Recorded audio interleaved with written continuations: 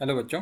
So let's see the question. यहाँ पे सवाल है, select the ion which has maximum XO bond order and X is the central metal atom, central atom. Okay, तो यहाँ पे हमको 1 2 3 4 स्ट्रक्चर दिए हुए और पूछा है कि मैक्सिमम बॉन्ड लेंथ किस में है।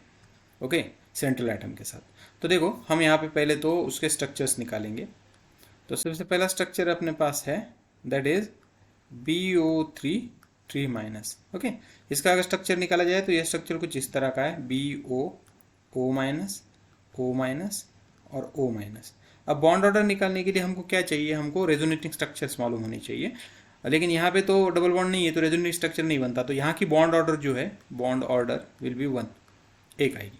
ओके, दूसरा स्ट्रक्चर जो है वो है CO3 माइनस का। ओके, CO3 निगेटिव का स्ट्रक्चर एक्चुअली ऐसा होता है, C double bond O negative और O निगेटिव। अब इसका रेजोनेटिंग स्ट्रक्चर अगर बनाओगे तो ये यहाँ पे, ये यहाँ पे, तो इसका और एक स्ट्रक्चर मिलेगा like O double bond C O negative and O negative.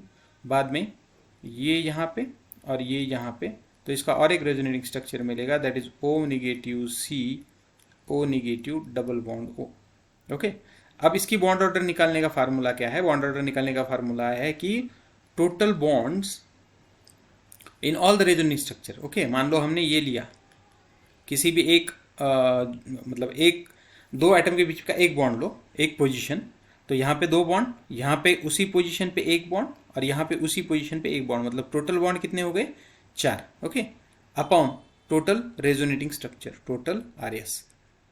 मतलब इसकी बॉन्ड ऑर्डर क्या आएगी? 4/3, क्योंकि टोटल बॉन्ड 4 है, रेजोनेटिंग स्ट्रक्चर 3 है, तो 1.3 आता है, ये नहीं रहा।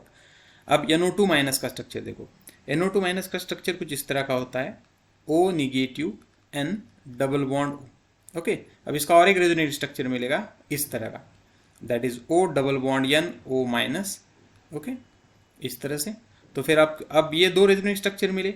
अब तुम एक कोई भी पोजीशन पकड़ लो, मान लो हमने ये पोजीशन पकड़ ली, तो इस पोजीशन में टोटल यहाँ पे दो और यहाँ पे एक, तो टोटल 3 बॉन्ड है। तो बॉन्ड ऑर्डर क्या आ जाएगी? 3 अपॉन रेजोनेटिंग स्ट्रक्चर 2, तो 1.5।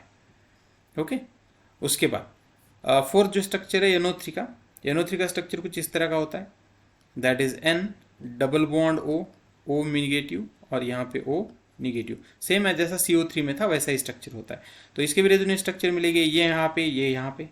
तो फिर ये आएगा O double bond N dash O negative dash O negative. फिर क्या आएगा? ये बॉन्ड यहाँ पे और ये बॉन्ड वापस यहाँ पे। तो इसका और एक रेजोनेटिंग स्ट्रक्चर मिलेगा, that is O negative N double bond O negative. मतलब टोटल, अब तुम कोई भी एक पोजीशन पकड़ लो, मान लो तुमने ये पोजीशन पकड़ ली यहाँ पे, या ये पोजीशन पकड़ ली, तो 4 बॉन्ड आएंगे N और B के भी। तो बॉन्ड ऑर्डर यहाँ पे भी क्या आएगी? 4 अपॉन टोटल रेजोनेटिंग स्ट्रक्चर 3, तो दिट इज 1.3। तो इसकी आ रही है 1, इसकी आ रही है 1.3, इसकी आ रही है 1.5, इसकी आ रही है 1.3, मतलब 1.5 हाईएस्ट है और मैक्सिमम है। तो हमारा करेक्ट आंसर होगा ये NO2 minus. So hope you understood it well. Best of luck.